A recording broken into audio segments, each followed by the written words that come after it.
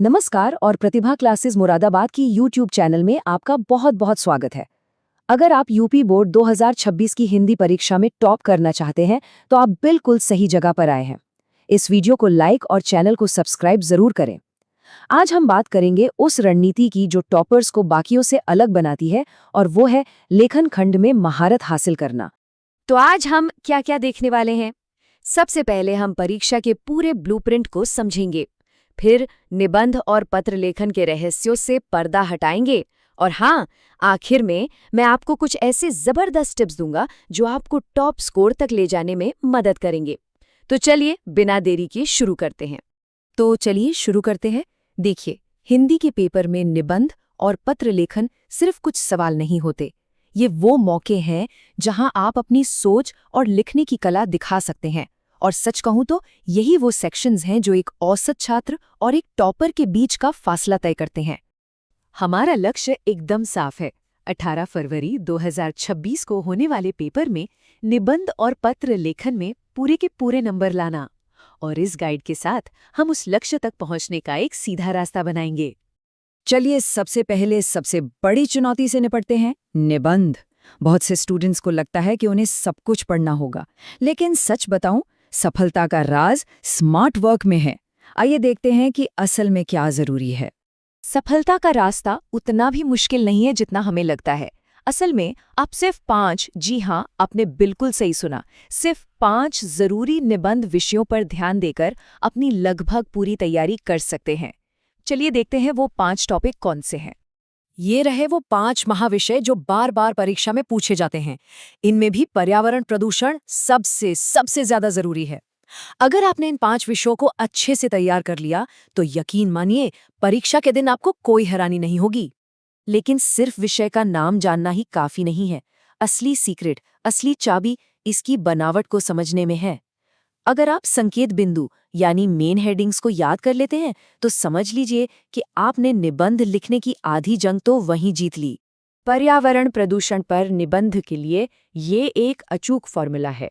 आप एक परिचय से शुरू करते हैं, फिर समस्या को समझाते हैं, उसके असर पर बात करते हैं, समाधान देते हैं और आखिर में एक दमदार उपसंहार के साथ खत्म करते हैं।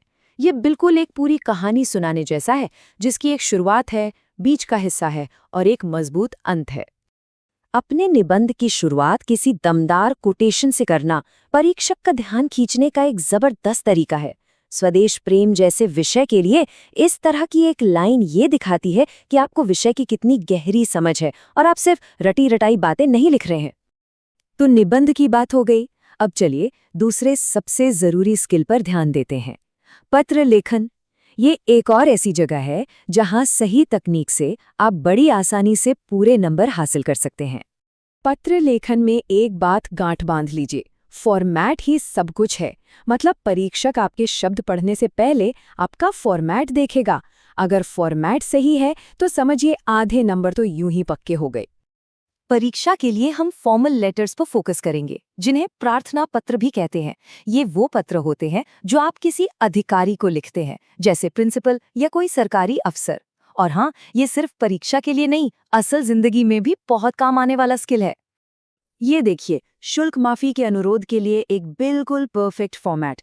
इसमें सेवा में से लेकर आपकी अति महान कृपा होगी तक हर चीज अपनी सही जगह पर है। परीक्षक ठीक यही देखना चाहता है। इस फॉर्मेट को रट लीजिए, कोई गलती की गुंजाइश ही नहीं रहेगी। चलिए इस बनावट को और आसान बनाते हैं। हर हिस्से का एक खास काम होता है। अभिवादन से आप सम्मान दिखाते हैं, विषय से आप अपनी बात बताते हैं, मुख्य भाग में आप उसे समझाते हैं और समापन विनम्रता से करते हैं। ये सब एक पहेली के टुकड़ों की तरह हैं जो मिलकर एक परफेक्ट तस्वीर बनाते हैं। आपको 2 मुख्य तरह के पत्र लिखने को आ सकते हैं, एक प्रार्थना पत्र यानी रिक्वेस्ट के लिए और दूसरा शिकायती पत्र यानी किसी समस्या की रिपोर्ट करने के लिए। मुख्य फर्क बस ये है कि आप किसे लिख रहे हैं और क्यों लिख रहे हैं। एक आप अपने प्रिंसिपल को लिखते हैं तो दूसरा किसी नगर निगम के अधिकारी को। तो अब जब हमने नींव तैयार कर ली है तो चलिए उन प्रो टिप्स की बात करते हैं जो एक अच्छे स्कोर को एक बेहतरीन स्कोर में बदल सकते हैं। ये वो छोटे छोटे सीक्रेट्स हैं जो टॉपर्स इस्तेमाल करते हैं। ये रहे सफलता के 4 सुनहरे नियम। अपनी प्रस्तुति को साफ सुथरा और आकर्षक बनाएं, कोटेशन का स्मार्टली इस्तेमाल करें, अपनी कॉपी को साफ रखें और अपने समय का सही से प्रबंधन करें। चलिए एक एक करके इन्हें समझते हैं। प्रस्तुति इतनी जरूरी क्यों है? जरा सोचिए, आप एक परीक्षक हैं जो सैकड़ों कॉपियां जांच रहे हैं। जब आपके सामने एक साफ सुथरी कॉपी आती है जिसमें काले पेन से हेडिंग्स एकदम साफ लिखी हों, तो अपने आप एक अच्छा इंप्रेशन पड़ता है। आपका उत्तर पढ़ना और नंबर देना दोनों आसान हो जाता है। किसी अच्छे और प्रासंगिक कोटेशन के साथ शुरुआत करने से आपका निबंध तुरंत यादगार बन जाता है। इस तरह की एक लाइन न सिर्फ विषय का माहौल सेट करती है, बल्कि परीक्षक को ये भी बताती है कि आप एक होशियार और अच्छी तैयारी वाले छात्र हैं। और आखिर में टाइम मैनेजमेंट। निबंध सबसे ज्यादा नंबर का सवाल होता है, इसलिए इसे अपनी परीक्षा का सबसे जरूरी हिस्सा मानिए। इसके लिए कम से कम 20 से 25 मिनट जरूर बचाकर रखिए। जल्दबाजी में लिखा गया एक अच्छा निबंध भी आपकी सारी मेहनत पर पानी फेर सकता है। तो ये रहा आपकी सफलता का पूरा ब्लूप्रिंट। 5 जरूरी निबंधों में महारत हासिल करें, पत्र के सही फॉर्मेट की बार बार प्रैक्टिस करें और हमारे इन 4 प्रो टिप्स को हमेशा याद रखें। यह एक बहुत ही आसान लेकिन शक्तिशाली प्लान है। तो अब सवाल ये है कि आप आज से कौन सी रणनीति पर काम करना शुरू करेंगे? याद रखिए, हर टॉपर एक प्लान के साथ शुरू करता है। आज ही अपना प्लान बनाइए और अपनी सफलता की कहानी लिखना शुरू कर दीजिए। शुभकामनाएं।